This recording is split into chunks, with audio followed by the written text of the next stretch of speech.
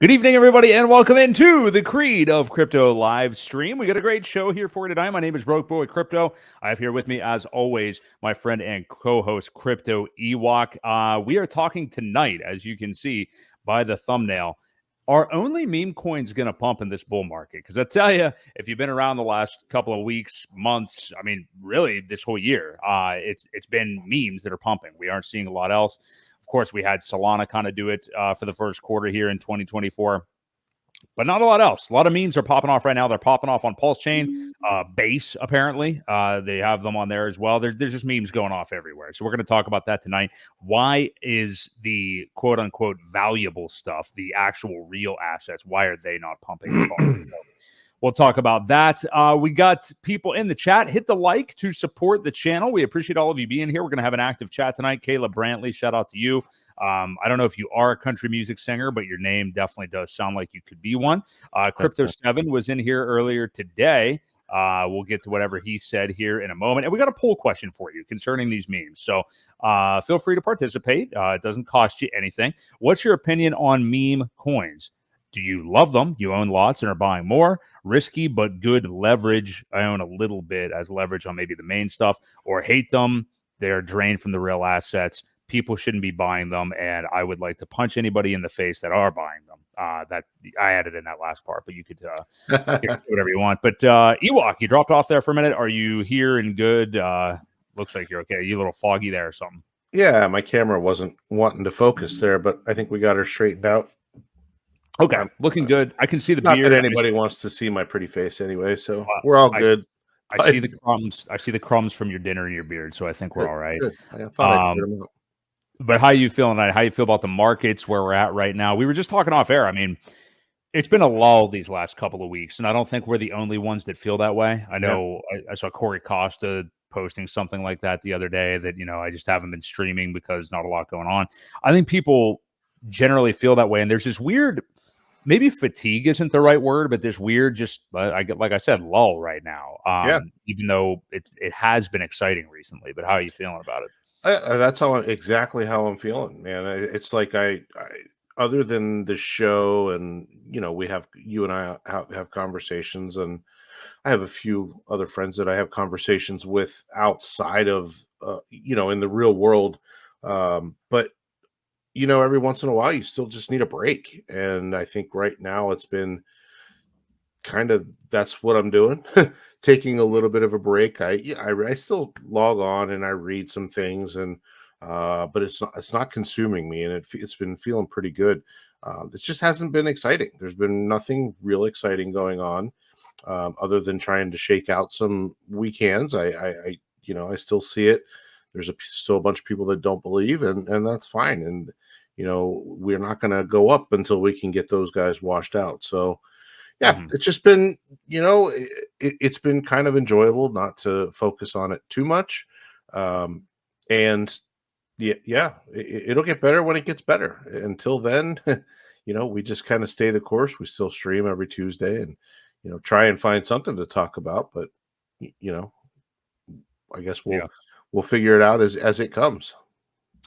Yeah, I think so too. And I think that's an important thing, like you just said, is just maybe not just for us personally, but people in general, just continuing to be there, continuing to stick it out in times like this. I mean, this is really nothing. I mean, if you were around, 2022, 2023, I mean, this isn't anything, we're not even in really a bearish time, just more so of a boring little lull right now. So Brizology of the chat, welcome in, sir. We'll probably see you later tonight on Game Theory Gang as well. Let's take a look at BTC and ETH right now. So right now we do have Bitcoin, and again, same thing. We've been saying it now for weeks, but I mean, we did see a dip. I mean, we saw what we thought was the beginning, and it still could be, of a dip down, that 30 to 40% dip that is kind of common in the Bitcoin halving year after this pullback. We already saw Bitcoin hit all-time highs this year. We're technically over that old all-time high number as we sit here right now with it at 70K. Way surprising for everybody, way front-running where everybody thought this would be. Everybody thought we'd see BTC new all-time highs this fall. We've already gotten that. So that, it has people screaming left translated cycle and all these different things. So we've been thinking, well, inevitably, we're going to see a pretty healthy correction down to like 40K or something like that. We've said in the 30s, but of course, as it's gotten more bullish, you kind of adjust those targets a little wee bit because, we were up at 73K for Bitcoin. So I still think we're going to be heading down there. I don't know. Time-wise, we still have time before the Bitcoin halving here, but we went down to about 62K. We've seen Bitcoin come right back up here to 70K, has people kind of buying it again and looking at the health of this market right now, which has looked so good all year. But yeah, what do you make of it, Ewok? We got Bitcoin at 70K, ETH sitting right below 3,600 right now. We're going to talk about Ethereum a lot tonight because there's been some interesting developments. Yeah. By some people over the last few days. But yeah, what do you make of this? Again, continued strength looking here, but I still think we are probably destined for lower prices for Bitcoin. Well, I think so too. I mean, until we hit that and break the previous all-time high, which was what, it's like 73. It looks like it hit 73,835. I think we'll retest that number a couple times. The strength, the RSI doesn't look overly strong. It did cross back over. You play these crossing games as these go, and here, whenever it took the dip and fell hard, that's when this downturn really started, and now it's crossed back over. So, but it leveled out. It's going to be a waiting game to kind of see how this plays out. I have a feeling, as with a lot of tops, you get a double top, a triple top, it just keeps retesting it. And that level becomes the new psychological level. So, I think we could get up there, test it again, but I don't see it, going anywhere till we actually break through with that and close a candle. I think it is going to play around. Don't forget, we've got 23 days. I think it's 23 days till the halving. So, there's plenty of time to still have a pullback. Again, this isn't overly strong. It's in the upper areas here, but just relatively, it's looking very uncertain. So even though we've had a couple green candles, I think we get back up in here to this 73.5 area, and it probably does another pullback. So you're going to probably see a couple dips out of this.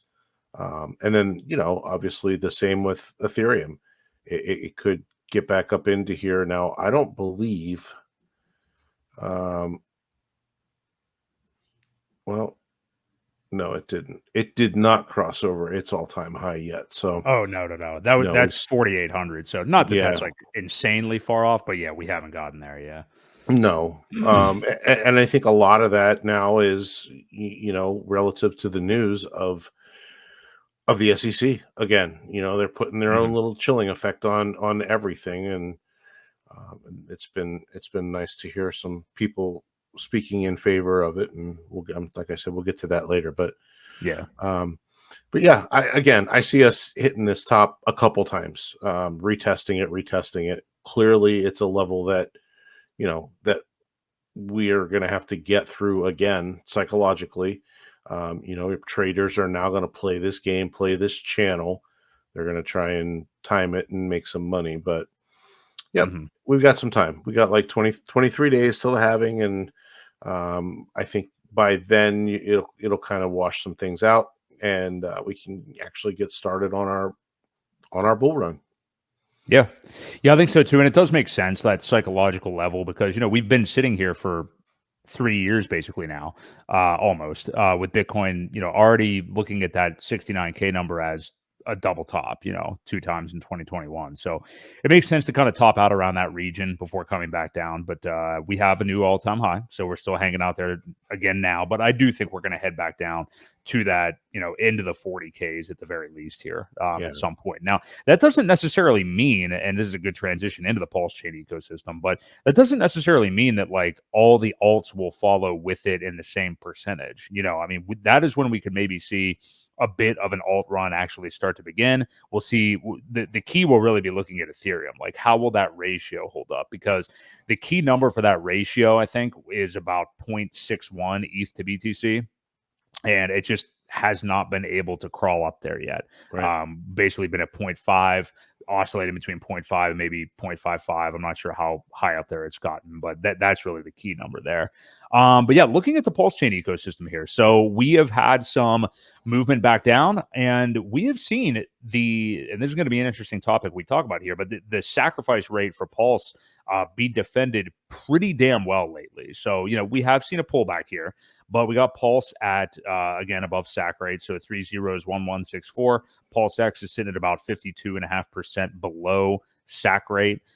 Incentive just dipped below $7, but it's been kind of charging back the last couple of days at 690. Hex at 1.169 cents, and the EHEX, if I'm allowed to say it, is at still about a quarter of a penny, 2.3. So that's kind of where we are overall. But even though the prices have been down over the last week, I think there is some bullish things to look out for. I don't know if you wanted to pull up the Pulse chart, Ewok, but we did see over the weekend, I believe, a wallet somewhat associated with one of the sacrifice wallets did put a healthy six-figure buy-in on Pulse right around, it's funny, we were talking before the show, you and I were hanging out IRL on Saturday night, and we saw a bit of a dip, nothing crazy, but it went below that 11 number for the Pulse price, and it was like, oh, okay, look, it looks like we're pulling back even more, and then we saw a pretty healthy collection of buys the following day on Sunday. So there seems to be some whales, some interested parties, perhaps, that are interested in defending that PulseChain SAC price and to show that, like, hey, this is the line in the sand. Looks like that on the chart as well. I mean, it really has looked like that's the area that we could come down and touch again before taking off. But we got the chart up now. Yeah, what do you make of that? And what do you make of some of these bigger buys on Pulse around that SAC region anyway? The SAC region. The SAC region. Well, should I call it the scrotum region? Yeah, you could. Right. I had just realized, that this little stair step thing that we kept making higher lows, higher lows, higher lows. We finally broke that, tested it.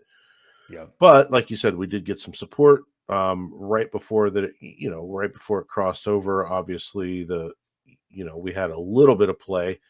But it did get pretty close and got defended well. I was saying to you earlier, I think that I still think there's traders that are playing the game, that are relying on pumps, and they'll sell off and they'll wait till it falls back down and buy back in. So we're gonna need some people to step up and front run some of this and get ahead of it, so that the traders actually have to buy back at a higher level. And I think that's what's going to take. It's going to take a little chain reaction of events when the time is right. Again, usually the traders are the ones losing money. There's only a few that end up making out okay. And until they get kind of caught with their pants down, that's when things really decide to take off, because then everybody's playing they got to catch up. So, yeah, I mean, we broke the trend of the higher low, the higher low, the higher low, broke that, came back down, retested this previous one over here, which was back in January 22nd, it looks like, and it held. So that is a good sign that, maybe this is a bottom, and these things go in waves too, 1, 2, 3, 4, 5, and then you start over and it does pull back. So we'll get the 1, 2, so hopefully it's just a trend that continues. It shakes some more people out. I don't think enough people are out yet, because obviously the Pulse X price is still sitting at about half the SAC level. So I think until both tokens get above SAC rate, kind of organically, without a whole lot of buy pressure, things will happen. We just got to get a little more belief in what's going on here. And it is going to take time, especially, with all the craziness. Like our poll question tonight was the meme coins, with everything that's out there right now. It's hard. So you do have to still build a bigger community to expand the growth of the network, especially when there's so many new things coming out every other day. You've got new coins and people are trying to jump in and out of it. And unfortunately, not everybody's going to be a winner. So, Yeah. it does take time to organically grow the community in size to support that. And yeah, I mean, it's just that's all it is. It's a matter of time. Let me ask you this. Do you think Pulse goes below sacrifice rate ever again? Ever again? Ever ever again? Yeah, I'll say ever again. I think it could. I think it What could. kind of an answer? I need a concrete yes or no Well, reason. that's a pretty much a yes. I think it could very well go under. I don't Okay. think too far. I don't see it going. Um, maybe down to 408 You area. talking like right now, like in this region right now, or you're talking like We could get a dip. after the bull runs over? Okay. All right. No, we I could get a just dip before we really take off. okay. I think especially if Bitcoin decides to take a big drop. I know and realize that a lot of these are not correlated, but sentiment is, unfortunately, and if you see Bitcoin get down into the mid to low 50s, I think we could venture down into this 8.5 area, down into these support levels around here before we take back off. I mean, it's not going to go far. Like, I don't think we'll ever see half a 0.5 sack rate ever again. I think that's Oh yeah, right. that's pushing it. That's not what I asked though. I asked sack rate. So I see what you're doing. You're moving the goalpost a little bit to try to make yourself, look a little bit No, better here. But no. I'm trying to um, answer your question fully and okay. educationally. All right. Yeah, I like I said, I can see it pulling back again before, but I do think that it will be defended by a lot more people than just major players at this point. Okay. My thoughts. I don't think we're going to go below it again. So we'll shake on that and see who ends up being right. I think All we're right. going to see it defended here. I don't think we're going to head below it ever again. So we will see. We're dangerously close. We got really close on Saturday. So we'll see and continue to monitor that. But will be interesting indeed.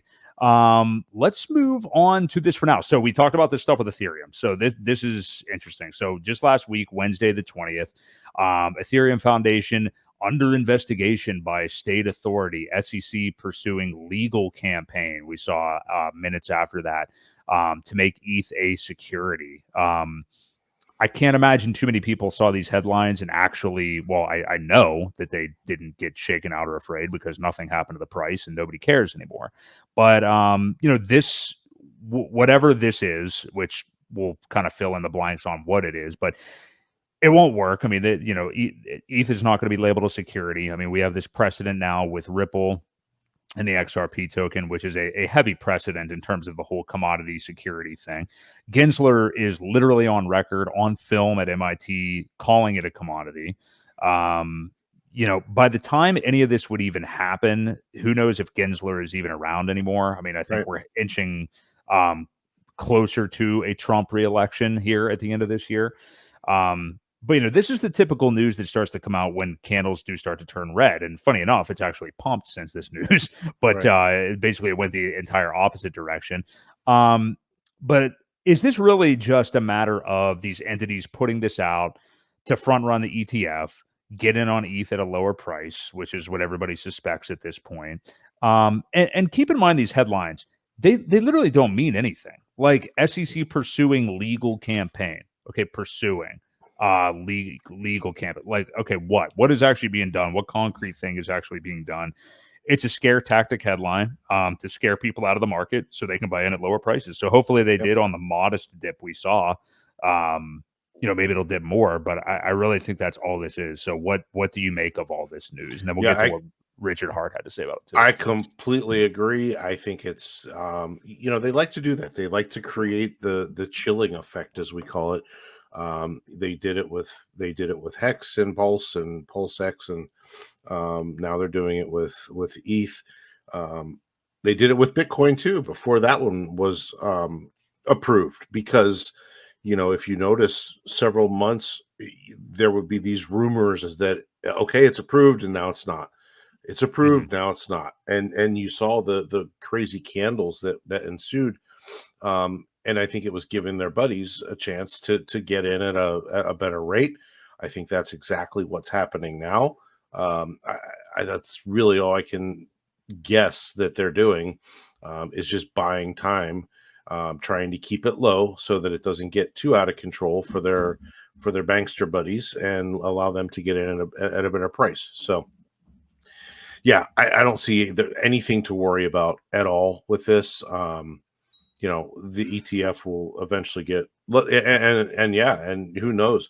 That was an interesting thing too, and I don't know what happens in the case of that. So if the rules do get changed, where the new president steps in, usually that is a appointed position. What happens in the middle of all these cases? Do you have any idea how that works? Does the new person just kind of step in and take over? Do things get dismissed and retried? Like, how does that work for things that are already underway when you've got people like just leaving?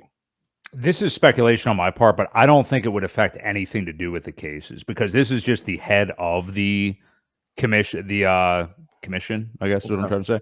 The committee. I mean, so I don't think that because it's not like representation or attorneys or anything like that. It's just the head of it. So I don't believe so, unless that person, which I doubt they would do this, would just say like, hey, never mind, we don't care about this anymore. We're withdrawing from the lawsuit. I mean, that would be awesome. I mean, it would have to almost be Trump himself for that to happen. But well, I just wondered, you do get somebody in there with a different mentality than the ones that are really going after it, the wrong people. They're going after the wrong people. Obviously, we know that tons of scams out there, and they're going after the ones that have been, that done well to try and navigate the Howey test.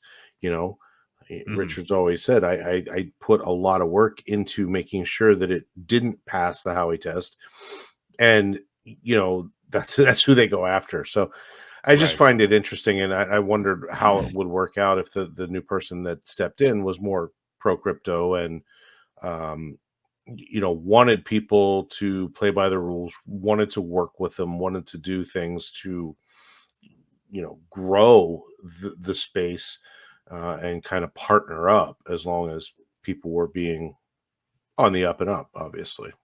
Right.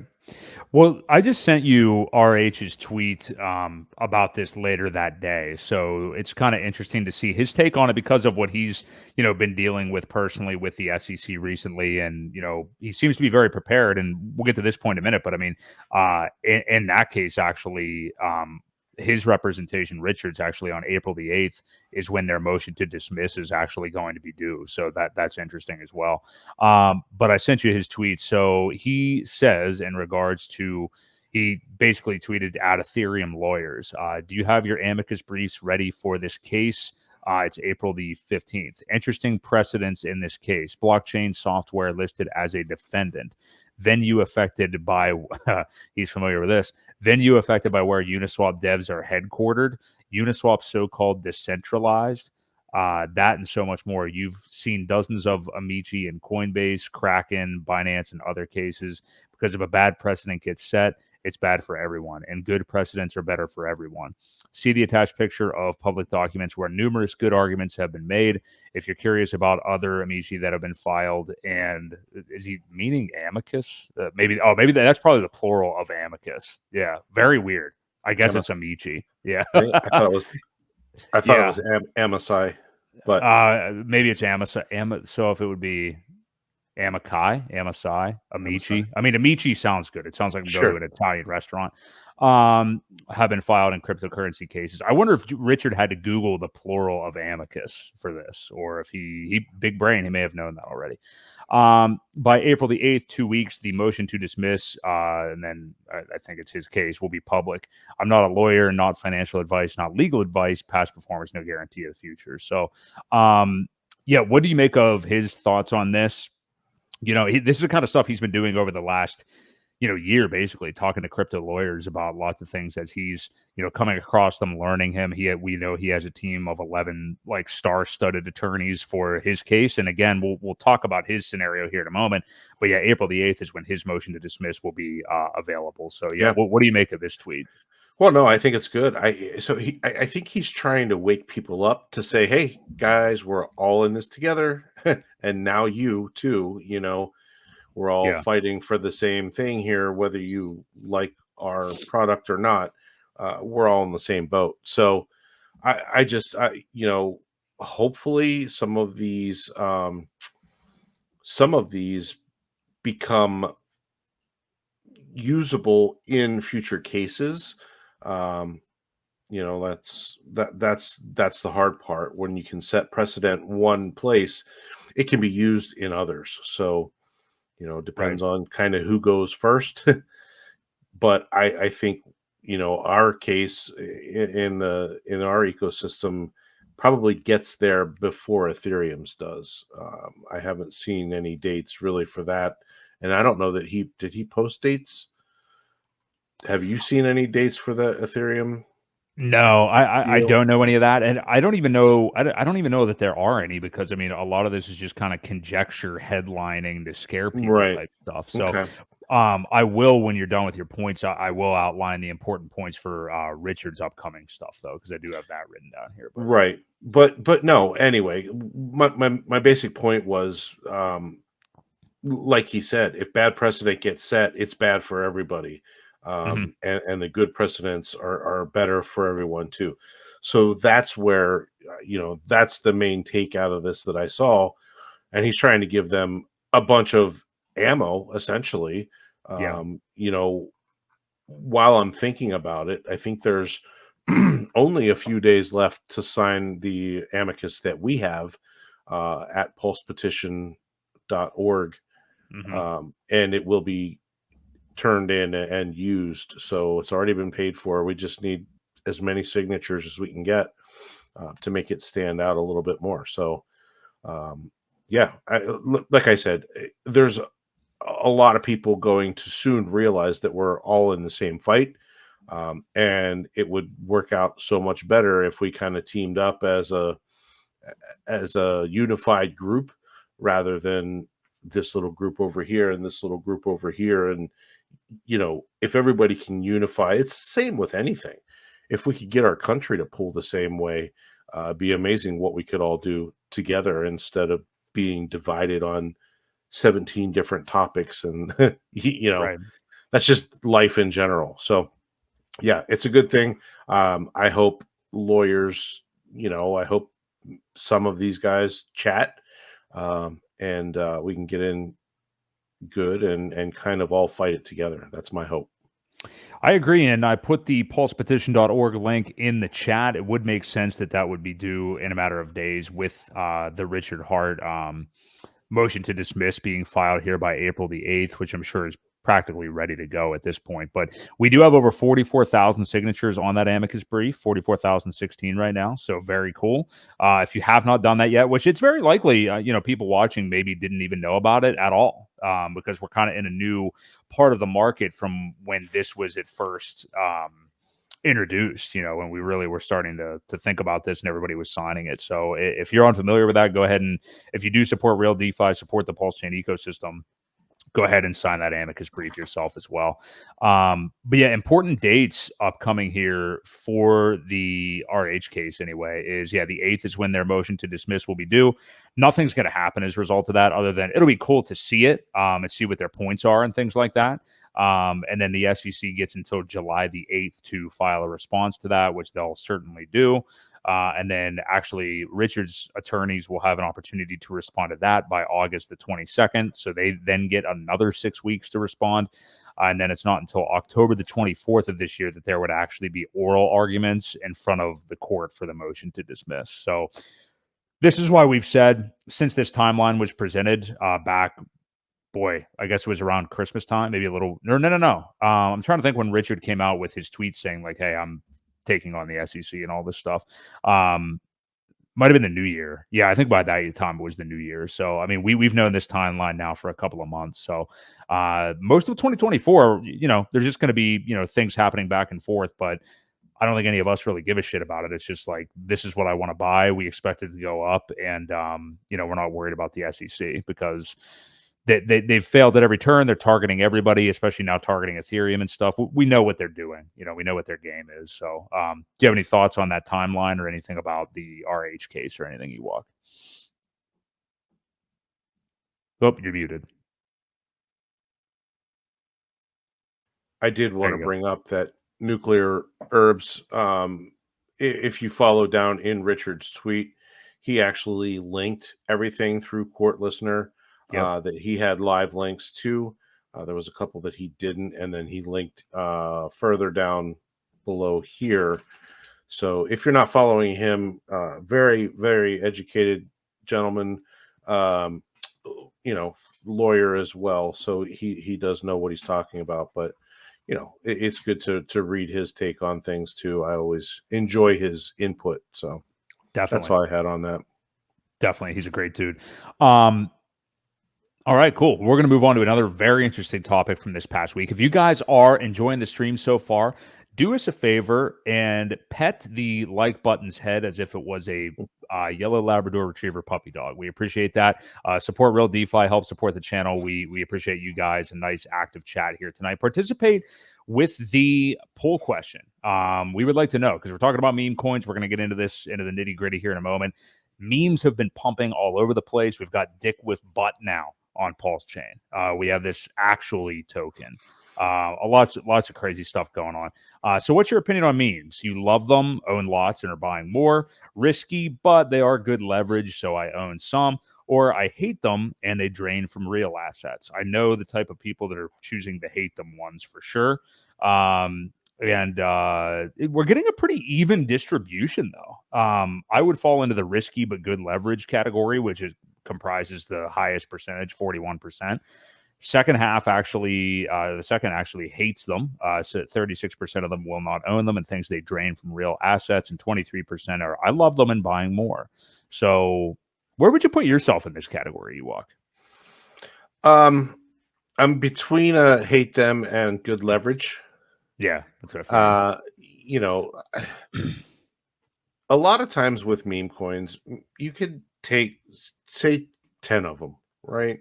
You're probably, unless you're one of the very first buyers, usually you're going to miss out. It's either going to run so fast and so hard that you miss that, and then pile in late when everybody's dumping, or it just doesn't do anything and the liquidity gets pulled and you end up with a rug pull.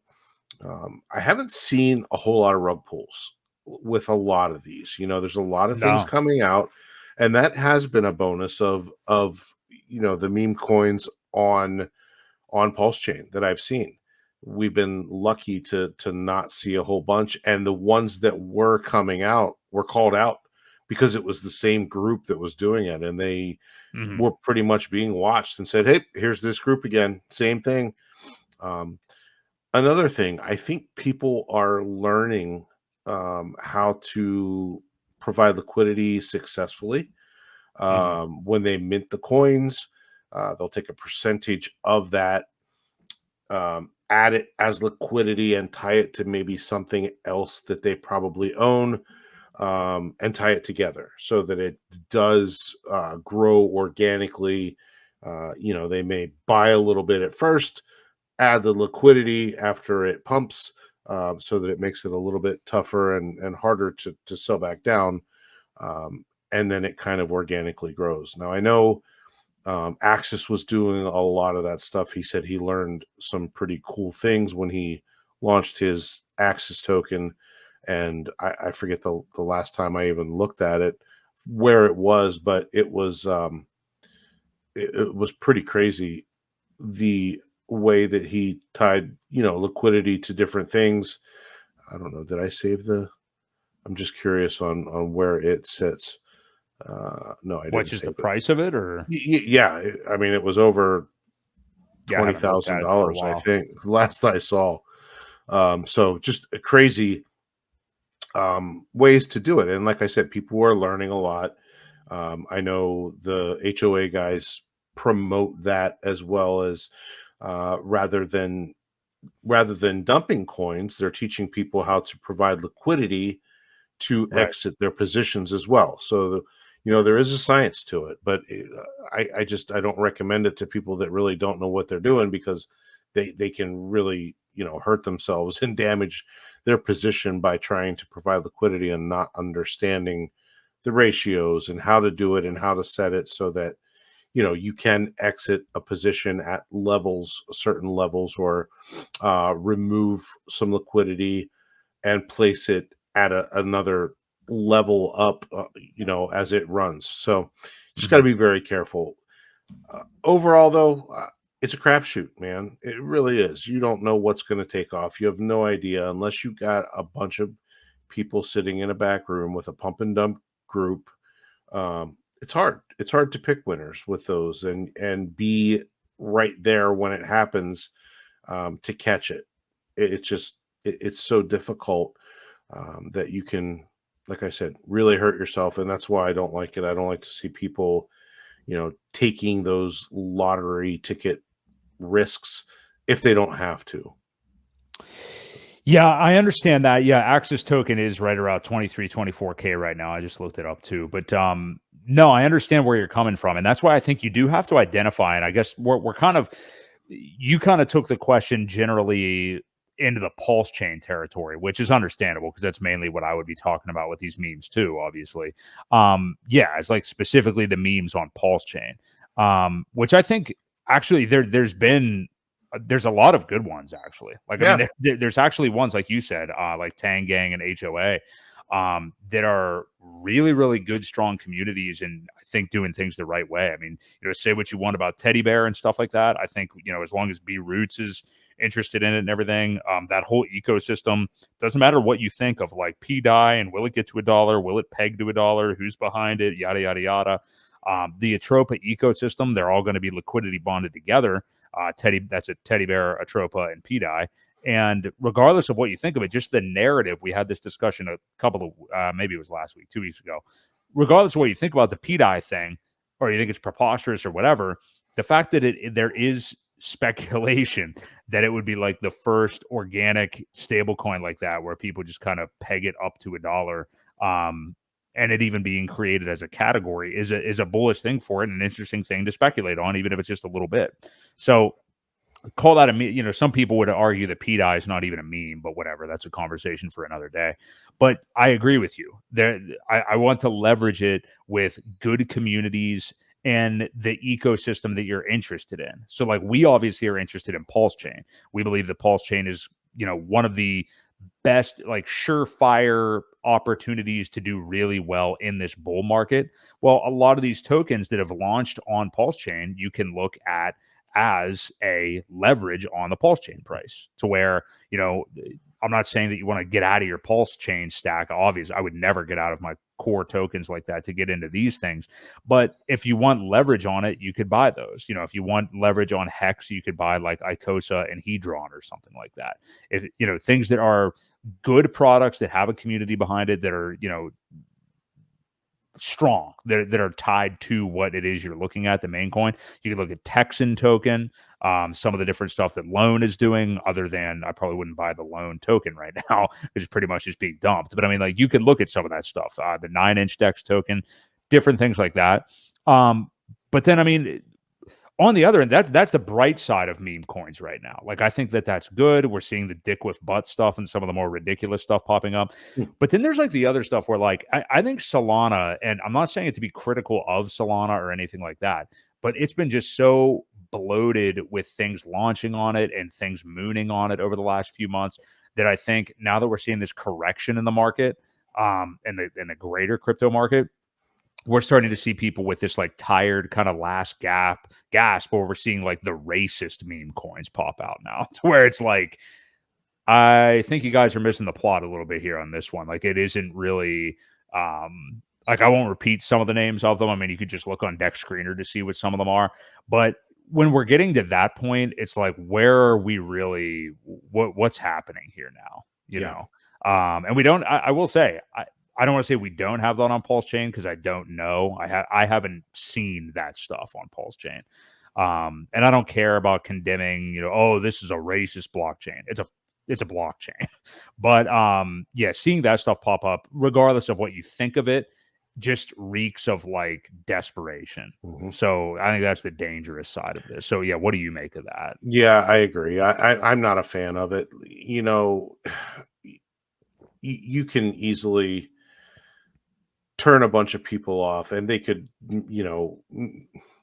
it's not needed.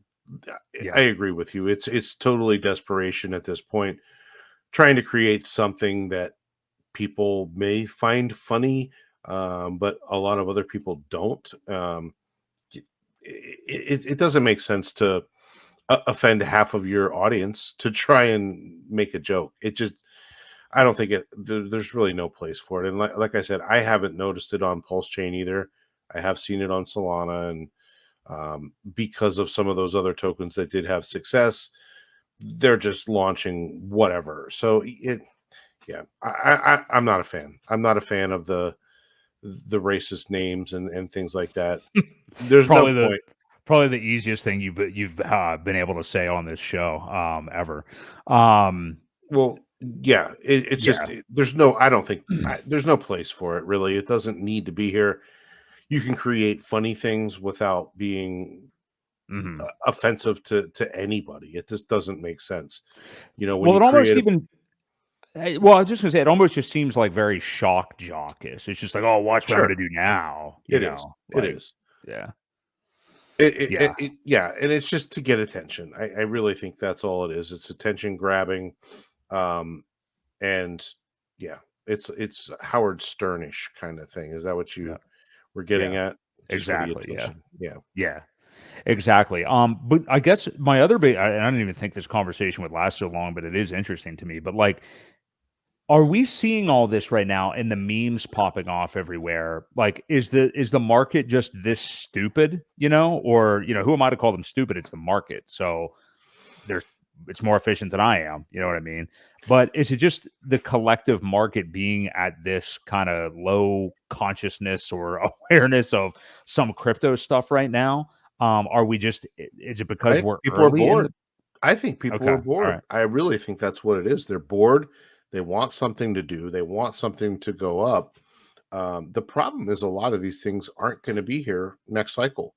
Um, Mhm. so if you're not playing them smart, taking profits and getting out, you're going to miss out. And there are going to be people that buy them, hold them all the way up and all the way back down to nothing.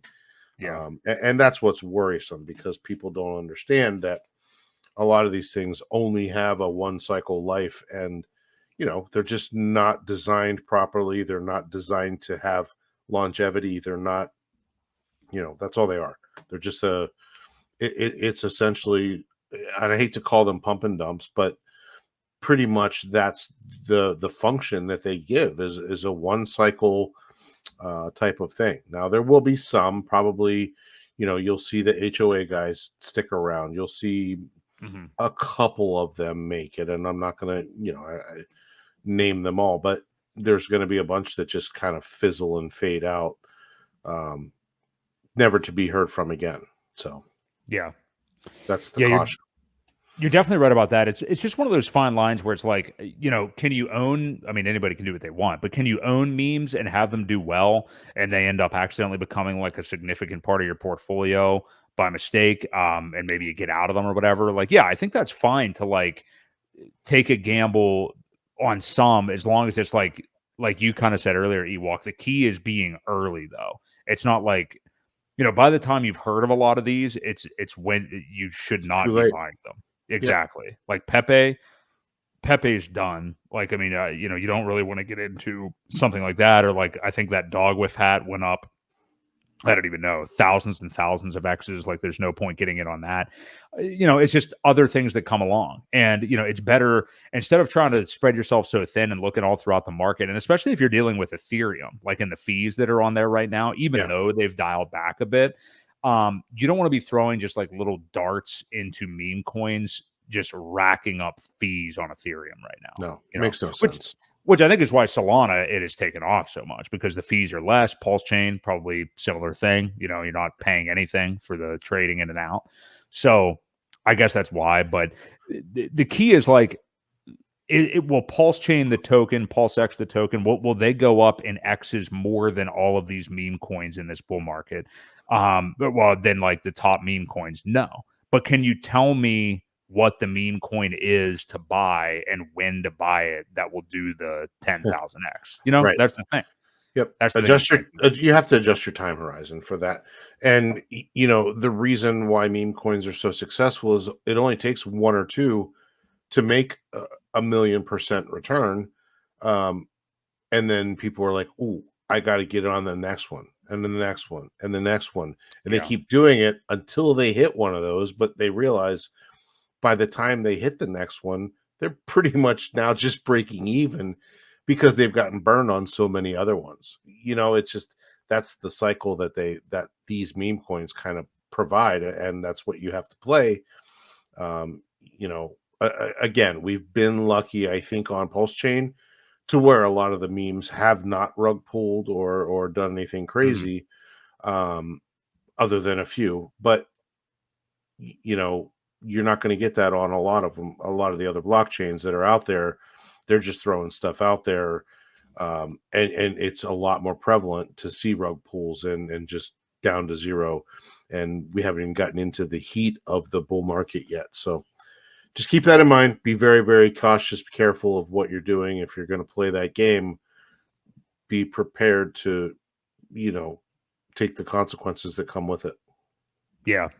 Yeah, just got to be careful. And I do agree with you as far as PulseChain goes. Yeah, the ones we've seen launch on there, it's been good. You know, you see people active all the time on Twitter. There really hasn't been any of those rug pulls.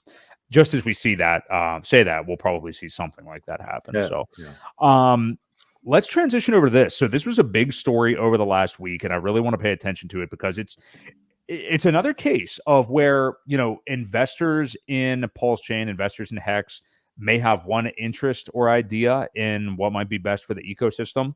And then days later, Richard Hart kind of comes and throws cold water on the whole thing. Just kind of a pattern that we've seen here and there.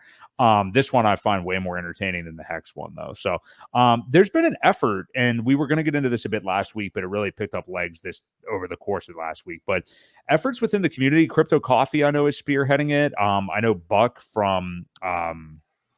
Fame and all that stuff made a contribution, and I'm sure there's others that I just don't know. But there's been this huge coordinated effort to get Pulse listed, the Pulse token listed on the MEXC exchange.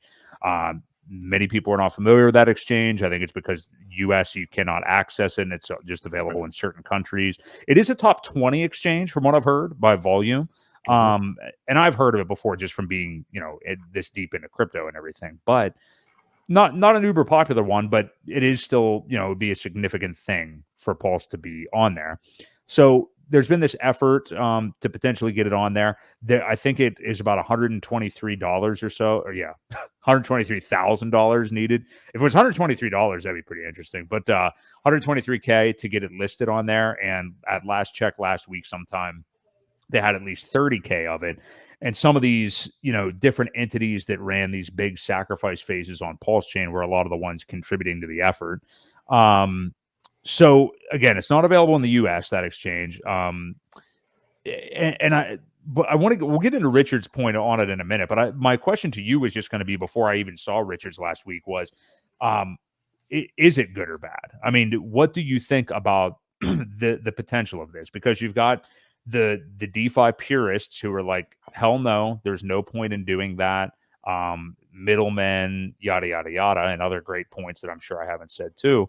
And then there's other people that are like, look, you and I particularly talked about somebody's response to Richard over the weekend about this, but there's other people that will say, hey, and I see the merits in this for sure. Why not have just the Pulse token on some of these exchanges so it's even easier for people just to get into the ecosystem? You buy a little bit of Pulse on there, native Pulse, and then you can send it straight to PulseChain if that's possible. If it's not that, and you're buying like wrapped Pulse where you still have to bridge it, at that point I wouldn't even understand the point almost of an exchange.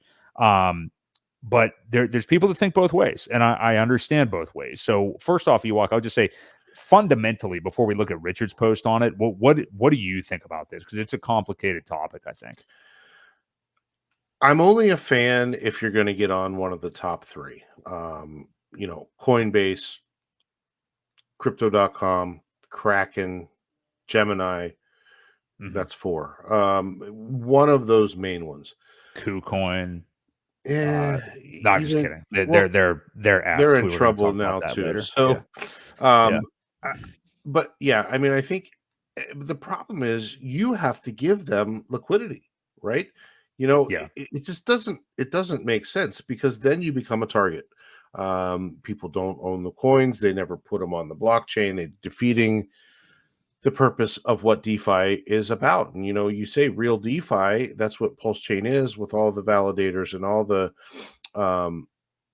organic growth that we've kind of developed and come along the way of the hex, and that mentality goes out the window when you talk about centralized exchanges. It really does. Now, does it provide that much onboarding?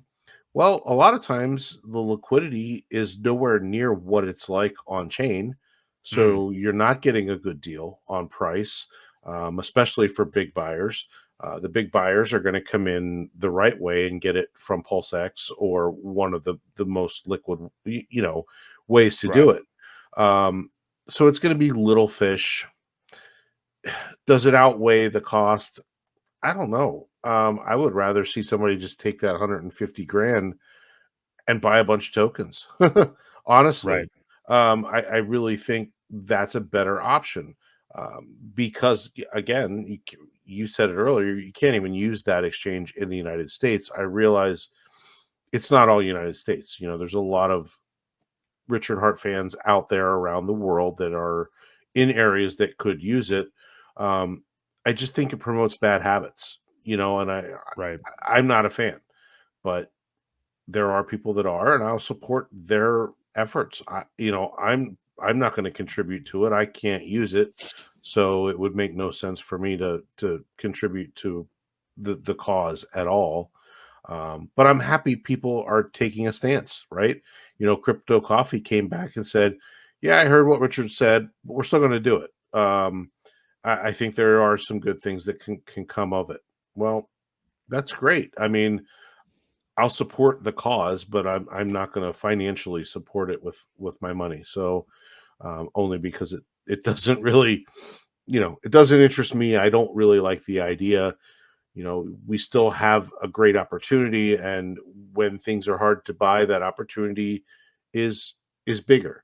Once they start getting on these exchanges, and who cares about coin ranking listings and the Right. little things that I think they feel are a benefit, I don't know that they are. Not yet, not this early in the game. I think if we need to grow the community more grassroots a little bit longer before we start doing those type of things, and have it be a more dynamic type of thing where you're going to get on this one and this one and this one. Let's make a splash getting on 3 decent sized exchanges instead of pick one that may not have the best security. It could go down, and that's another risk too, is it could get hacked, and then you've got all that pulse out there that's going to just get dumped, because they hold them in hot wallets. So exchanges get hacked all the time. There's people that can't get out of them. There's a lot of problems that you don't have with DeFi. So I feel like it just adds another layer of potential issues, and those outweigh the good that can come of it. That's my take on centralized exchanges. So, Yeah, I hate to be a fence sitter, but I do see merits to both sides. Again, I'm with you. Like, if it would be one thing if this were Coinbase or something like that. And I just want to answer some of the things that some people are saying in response to this. So there's people saying that this shouldn't even be a community effort. Why isn't the founder doing this? We've already given so much money or whatever. It's like, well, because the community decided to do it. I mean, they weren't told to do it. They obviously, Richard doesn't have people working for him, and nobody works for Richard or anything. They decided to do it on their own. So that's why that is, first off. And to that point, and I wanted to follow up on something you said. Credit to Coffee for sure, Crypto Coffee on his stream Sunday. He did double down on saying, "Hey, I still think it's worth doing, and we're going to do it." So I agree with you. Some of these people that will read a Richard Hart tweet and I don't know, sell EHEX down 80% in a day, are just lackeys. So credit to Coffee for. It's not like he took some hard stance against Richard. It just kudos to him. It's something he was already doing, and he's still doing it. So. But let's look at that Richard tweet. I'll see what day it was about the MEXC thing, which I sent it to you. I don't think he even mentions MEXC in it. We can just kind of surmise that this is what he's talking about. But he says, which exchanges have people had good experiences with, and which exchanges have people got jacked by? Do not click the links, blah, blah, blah. Unrelated. Something listings solves ranking sites lying about your market cap. It doesn't, regardless of what they tell you. Hex met CMC's CoinMarketCap's requirements, and it didn't matter. A lawsuit didn't fix it either yet, LOL, which is kind of what you were alluding to, Ewok. And then there's some interesting comments on this that we can kind of look at here. But what did you think of just another thing like this where Richard kind of just throws cold water on this big kind of community effort that's been going on? I mean, I don't think he's not being mean or anything by this, but it's interesting to hear him come out and give his opinion on this, and it be such a, I mean, really, I guess what he's saying here is you don't have good experiences with exchanges, and it's not going to help with coin rankings. So you agree with both those takes, I assume? I do. I really do. Again, Richard's always been a fantastic marketer. He told us even when we were doing the NASCAR thing, it's not going to translate into sales. Like, it's not going to translate into new users. Now, I know they did onboard quite a bit that weekend at the race with the NASCAR and all that good stuff. Got ourselves into a video game, and there's been some cool things come of it. But again, he usually knows where the marketing choice is and which way to take it. So yeah, I'm going to listen to him. I mean, he's obviously far better at it than I am. So I would take his advice. But again, people are free to spend their money the way they want to. I think we could get behind Coast and make them even better. If we're going to do something like that, let's do it through the people that we already have. I think they would love if we purchased a bunch of liquidity through Coast once they get up and running, and just firm up a lot of those liquidity pools with the CST coin and the PulseChain and things like that. So that's my take on it. I agree with what he's saying. Yeah, I don't have anything that would jump out and say, I didn't read this link. I don't know. Yeah, I didn't look into that. Text. I think it's the coin. Yeah, it's the coin market cap thing. Yeah, it is. And I know I saw the other day Nuclear Herbs replied somewhere in this thread, and he said if anyone wanted the answer, an appeal to the Ninth Circuit was filed, but no appellate brief was ever submitted by the plaintiff appellate, so it died on the vine. The opening brief was due in June 23, and there's no record of it on the Ninth Circuit's docket. So yeah, that's pretty much what happened there. And I wanted to, and to your point, Coast is the very first reply that pops up on this to me too, and that's a great shout out with them. I mean, like, it's one thing to, we've talked so many times on this show about like getting into PulseChain, how to do it, the best ways to do it. We just did last week talking about the bridge Spark Swap. We've talked about the normal PulseChain bridge. There's buying USDC or DAI or ETH or whatever it may be on your favorite exchange, sending it to your wallet, bridging it over with one of those bridges.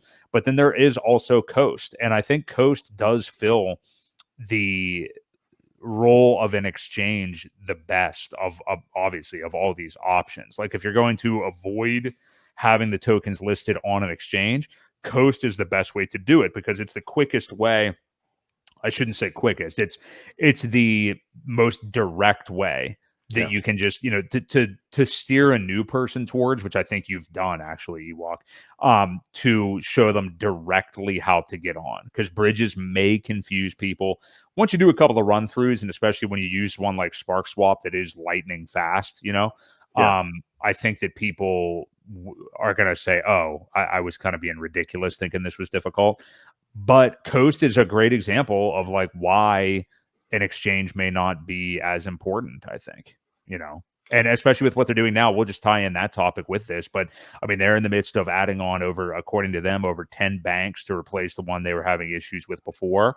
And according to a recent tweet, they said they should be days away from being back up and running. Yep. Being down obviously wasn't helpful in the interim, but necessary to get this working. So what do you make of that? Because I mean, a Coast is a fantastic alternative to being on any of these exchanges, I think. Absolutely. And it wasn't even their fault. It was the banking provider that went out of business. Unfortunately, they didn't have a deep enough protocol with redundancies built into it. And they learned their lesson. So that's why they've upped it to like 10 people or 10 providers now, so that if one of them does go down, they've got plenty of others. I'm very excited about that. I think it's probably one of the cheapest ways. Granted, you do have to get some of the weight token and lock it up into the protocol, but you can get down as low as 1%.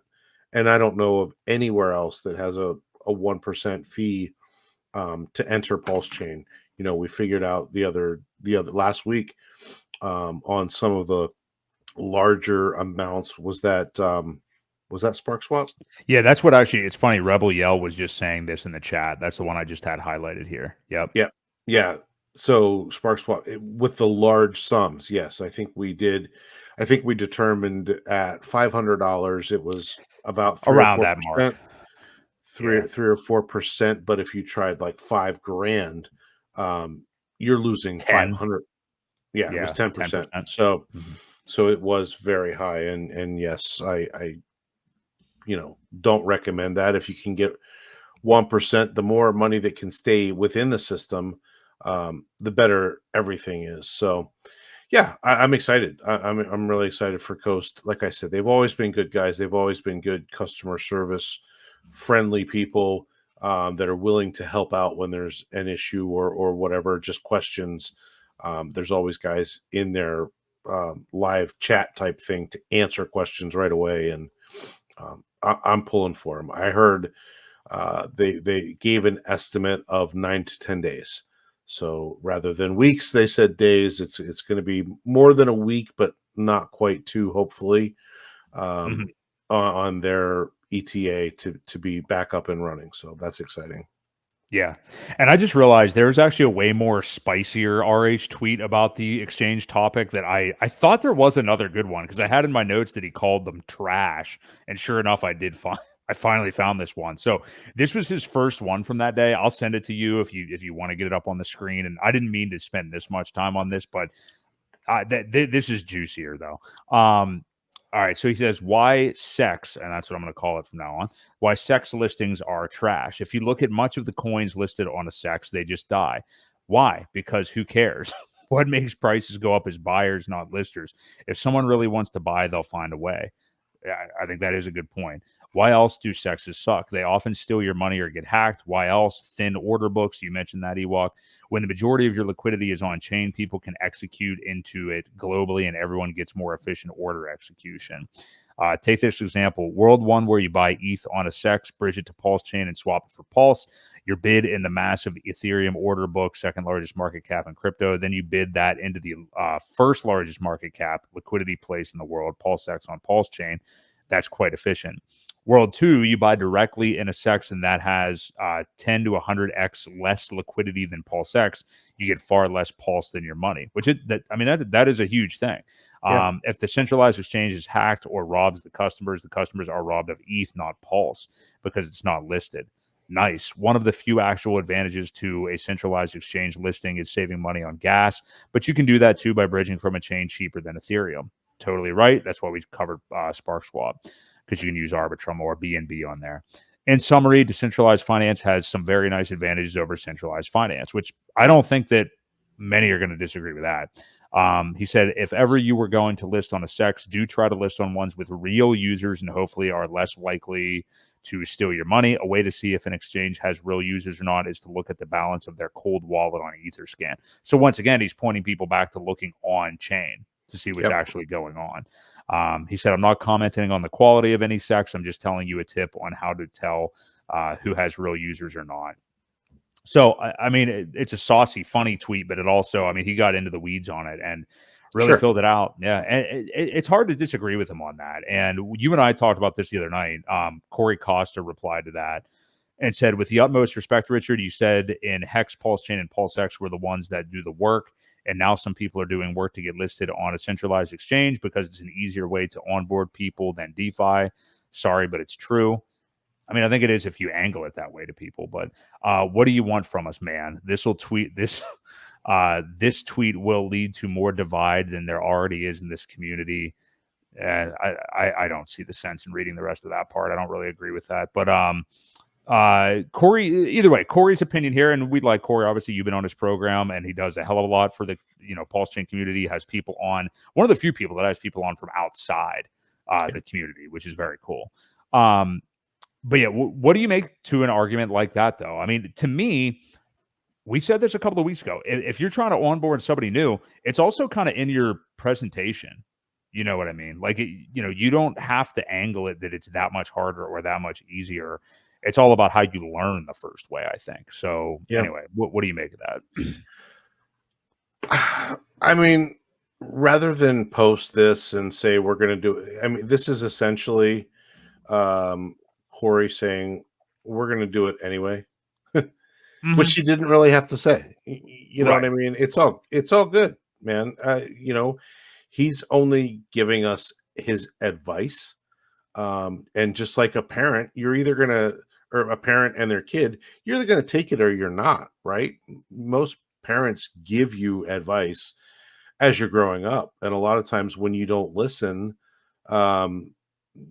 things happen, right? Where you end up learning that you probably should have listened.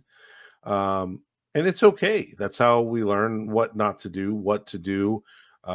Maybe one of these times or a couple of these times, he'll be wrong and it will turn into something good or lead to another listing or something like that. You know what I mean? I don't feel the need to like argue with him online and just say, that was more along the, what do you want from us, man, kind of comment. It doesn't, if you really want to do it, we're going to find a way to do it. If they want to, they'll do it. If they don't, then whatever. If they say, well, Richard said we probably shouldn't, let's maybe think of ways we can onboard people. He did say in something else, one of the best ways to onboard people is direct messaging. He's always said that. Postcards work. And I'm sure he would much rather take those funds and send it out to very wealthy type neighborhoods where they're maybe going to read it. Maybe they're going to throw it in the garbage, but they're going to see it. They're going to see the name, and some will read it and some will get involved. I think that's a better way to spend the money personally, because we know it works. Yeah, I think so too. And I know Richard's talked about that in the past. I thought Brizology, who was in the chat earlier tonight, had an insightful comment anyway, in reply to Corey. He just said, sometimes lots of money is raised for unfruitful events like the NASCAR, for example. Yeah. So yeah, I mean, it's not like the end of the world or anything like that, but I mean, if anything, like I said, credit to Crypto Coffee, who's really spearheading it and trying to do it. You get it on there, and he had a comment on there too that he's not going to be like pumping up or talking about MEXC a whole bunch after the listing or anything. It's just to get it done. So hey, I mean, he calls it a slight benefit of attention or awareness outweighing the cost. I don't know. I don't know if it will outweigh it or not. I don't know if that's the case, but again, if these guys want to do it, I'm going to support them. I'll always support people's efforts even if I don't agree with it. Um, just I won't be putting money into it. But I wish them well, and I hope it does something good. Again, we can't use it in the United States anyway, so it doesn't do Right. us any good. Right. Yeah, it's more of an attention thing. So, I thought it was a really interesting back and forth though, just because there's been this trend of like, what investors in the community might think versus what Richard may or may not think, and then all of a sudden he drops a Twitter bomb and everybody, kind of Yeah. goes up in arms. Yep. So, I thought it was pretty funny. So, Yeah. um, yeah, good stuff. So yeah, we'll see how that goes. I mean, again, Crypto Coffee does so much, I think, for the community. He just had a great liquidity providing video today. I mean, that dude's always on top of this stuff. So Sure. regardless, shout out to him. But let's wrap up on this. If you guys are enjoying the show and have liked it so far, we do this every Tuesday night at 8 p.m. Eastern Standard Time. So smash the like. We appreciate you guys being here. Let's wrap up on this. I kind of pushed this to the end because I didn't really care too much about it, but it is something we should probably acknowledge, and that is this issue that happened with Kucoin today. So Kucoin, I'm not speaking of exchanges that are not accessible in the US, I don't believe, or they were trying to be anyway. They are. They are actually in the US? Yep. Yep. Okay. I think there was a time that they weren't though, or I don't know. Well, let me just, we'll probably figure it out once we read some of this. So today, Kucoin and two of their founders were personally indicted on criminal charges filed from the U.S. government. And they basically said that they are running a multi-billion-dollar criminal conspiracy. The exchange and its founder were charged with conspiring to operate an unlicensed money transmitting business, as well as failing to adhere to the Bank's Secrecy Act. Kucoin had failed to maintain reasonable procedures for customer verification and suspicious activity observation. Attorney Damian Williams says the exchange deliberately sought to conceal the number, there we go, of U.S. users on the platform. Moreover, they allege that Kucoin then took advantage of the sizable U.S. customer base. So yeah, what do you make of this suddenly happening to them out of nowhere? Obviously, if anybody had funds on KuCoin, you want to get them out ASAP, but I imagine maybe you can't even do that anymore at this point. I don't Can't. know. I just went to KuCoin.com and it says based on your IP address, we currently don't provide services in your country. See, I don't So think I already thought that I never they thought used I to. could. I have an account Okay. or had an account, and I know I had some of their token on there. Never realized this was the case because I didn't log in to check it or do whatever. So apparently they're lost in the wind somewhere. I don't know how many I had, but their token ended up doing okay. I think it did fairly well as their base token, whatever it was. Right. Yeah, it's all news to me. Like I didn't even realize that I couldn't log in anymore. But then again, I haven't think tried that's in a long honestly, time. yeah, I don't think it's been available in the US for a while. Like for a cycle anyway, I don't believe. But at one time, maybe it was from the previous bull run, like 2017 or something, that you had that stuff in there. But It was the last cycle. I know okay, for all sure right. it was the last. Obviously 21 or 22. I was able to log in.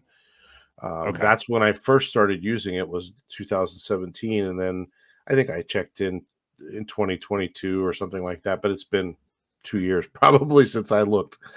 Right. Yep.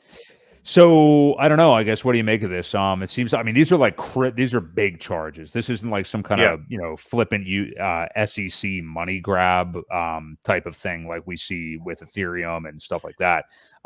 This is bad. So I imagine that KuCoin's in probably big trouble here on the I don't know if it's the level of like what happened to CZ with Binance, It's quite and possible. Yeah. yeah, and I don't know if it'll just be the founders affected or the exchange itself. You know what I mean? Or how much it will be affected. But it definitely seems like it could be end times for them here. It So could be, or they could just pay a huge fine. It's going to be interesting to see how it does play out, because I'm curious to see if they'll get the the Gemini slap where they end up paying how many millions of dollars to just continue. Right. I think Binance was a little bit different because of the size and the volume and the role that he played in the FTX collapse. Hmm. There was part of that was kind of his fault. So Right. I think that's why he got the major slap on the wrist and the ousted from the position and all of that good stuff. We'll see what Kucoin gets out of it, but yeah, apparently you cannot use it in the United States. Well, at least without a VPN. I'm not Right. recommending that anybody, you know, get around it or circumvent the system like that, but I'm sure a VPN would probably still work. If I Yeah. really wanted to get my stuff off of there, I could probably do that. Yeah. If you want your valueless KuCoin tokens, Yeah, there may be maybe a workaround a somehow. couple $100 probably. There you go. But yeah, interesting to see, and interesting that this news is coming at this time. This is usually something reserved for a bear market. So, Yeah. yeah, I don't know. I guess I don't have much more to say on this other than that happened today. So, we'll monitor that and see how it goes. But I mean, like, it is really interesting with some of these exchanges over the last couple of years here. I mean, we've had obviously FTX blew up, but we're really I have found myself when I have to use one really only using Coinbase. Every now and then I'll use I do like Kraken, but um sometimes, deposits take longer than they do on Coinbase. So Mhm. I've really been down to those two. And in a very, very in a pinch, maybe Gemini or something like that. Right. But yeah, we're really kind of just down to, like you said earlier, kind of those big three or four. And I guess, do you think it stays that way? I mean, like, I think that's pretty much where we're going to be for a while, where it's like those are, we've been through a couple of cycles here. Obviously, Binance for the rest of the world too, but I mean, like, that's just kind of where we are now. Like, these ones have lasted multiple cycles; they withstood the test of time. Are Yeah, those going to be the, I think the so. I think they'll be like the big ones, the big, five. I think five will be yeah? super successful, and I think it's easy for them to somewhat regulate them. Which Hmm. obviously, if they're gonna protect the AML KYC thing, which prevents them from calling us a bunch of money laundering Hmm. criminals, because we all know that hardly any of the total supply of it gets used for that. But they Right. like to paint that picture.